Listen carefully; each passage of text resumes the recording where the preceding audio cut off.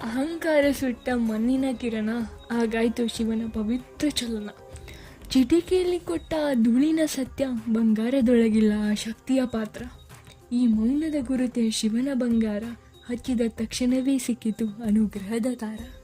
ನಮಸ್ಕಾರ, ಶ್ರಾವಣದ 3ನೇ ಸೋಮವಾರ ಶಿವ ವೈಬ್ಸ್ಗೆ ಮತ್ತೆ ಎಲ್ಲರಿಗೂ ಸ್ವಾಗತ. ಶುರು ಮಾಡೋಣ. ಶಿವನು ಯಾಕೆ ತನ್ನ ತಲೆ ಮೇಲೆ, ಎದೆ ಮೇಲೆ ಹಾಗೂ ಆತನ ತೊಡೆ ಮೇಲೆ ಭಸ್ಮವನ್ನು ಹಚ್ಚುತ್ತಾನೆ ಎಂಬುದು ಎಷ್ಟೋ ಜನರ ಪ್ರಶ್ನೆ. ಆ ಭಸ್ಮ ಸಾಮಾನ್ಯವಾದದ್ದಲ್ಲ, ಅದು ಅಗ್ನಿಯಿಂದ ಶುದ್ಧಗೊಂಡ ಪಾಪವಿಲ್ಲದ ಧೂಳು. ಇದರ ಹಿಂದೆ ಒಂದು ಅದ್ಭುತ ಪಾಠವಿದೆ. ಜಗತ್ತಿನಲ್ಲಿ ಬಂಗಾರವು ಶ್ರೇಷ್ಠವೆಂದು ಭಾವಿಸಿದ ಪಾರ್ವತಿ ಶಿವನಿಗೆ ಕೇಳಿದಳು, ಸ್ವಾಮಿ, ಎಲ್ಲರಿಗೂ ಆಭರಣಗಳು, ನವಮಣಿಗಳು ಇವೆ, ನಾನು ಧರಿಸಬಹುದಾ ಅಂತ. ಶಿವನು ಮುದ್ದಾಗಿ ನಗುತ್ತಾ ತನ್ನ ಕೈಯಿಂದ ಒಂದು ಚಿಟಿಕೆ ಭಸ್ಮವನ್ನು ಆಕೆಗೆ ಕೊಡ್ತಾನೆ. ಪಾರ್ವತಿ ಕೇಳಿದಳು, ಇದು ಏನು ಭಸ್ಮ? ನನಗೆ ಬೇಕಾದದ್ದು ಬಂಗಾರ ಅಂತ. ಅದಕ್ಕೆ ಶಿವನು ಹೇಳಿದ, ಈ ಮಣ್ಣು ನಿನ್ನೊಳಗಿನ ಅಹಂಕಾರವನ್ನು, ಪಾಪವನ್ನು ಸುಡುವ ಶಕ್ತಿಯನ್ನು ಹೊಂದಿದೆ. ಇದನ್ನು ಕೈಯಲ್ಲಿ ಹಿಡಿದು ಕುಬೇರನ ಬಳಿ ಹೋಗು, ಈ ತೂಕಕ್ಕೆ ಸಮಾನವಾದ ಬಂಗಾರವನ್ನು ಕೊಡಿಸ್ತೀನಿ ಅಂತ ಹೇಳು ಅಂತ. ಪಾರ್ವತಿ ಕುಬೇರನ ಬಳಿ ಹೋದಳು. ಅವನಿಗೆ ಈ ಮಾತು ಸುಲಭವೆಂದಿತು.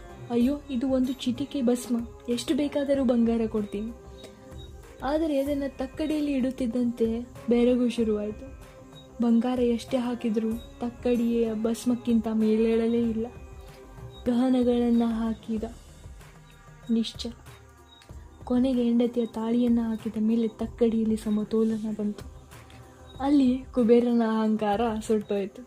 ಪಾರ್ವತಿ ಅರ್ಥ ಮಾಡಿಕೊಂಡು, ಶಿವ ಕೊಟ್ಟ ಭಸ್ಮ ಈ ಜಗತ್ತಿನ ಎಲ್ಲ ಬಂಗಾರಕ್ಕೂ ಮಿಗಿಲಾದದ್ದು. ಅದನ್ನು ಭಕ್ತಿಯಿಂದ ತನ್ನ ಲಲಾಟದಲ್ಲಿ ಹಚ್ಚಿಕೊಂಡನು. ಆಗ ಹುಟ್ಟಿತು ವಿಭೂತಿ ಎಂಬ ಆಧ್ಯಾತ್ಮಿಕ ಗುರುತು. ಅದು ಶಿವನ ನಿಷ್ಕಪಟ ಭಕ್ತಿಗೆ, ನಿರಂಕಾರದ ಧ್ಯಾನಕ್ಕೆ ಮತ್ತು ಪಾಪರಹಿತ ಮನಸ್ಸಿನ ಸಂಕೇತ.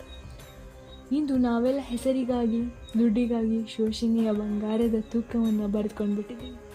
ಆದರೆ ಶಿವನು ಹೇಳಿದ ಹಾಗೆ ನಿಜವಾದ ಶಕ್ತಿ ಹೊರಗಿಲ್ಲ, ಅದು ನಮ್ಮೊಳಗಿನ ಪವಿತ್ರತೆ.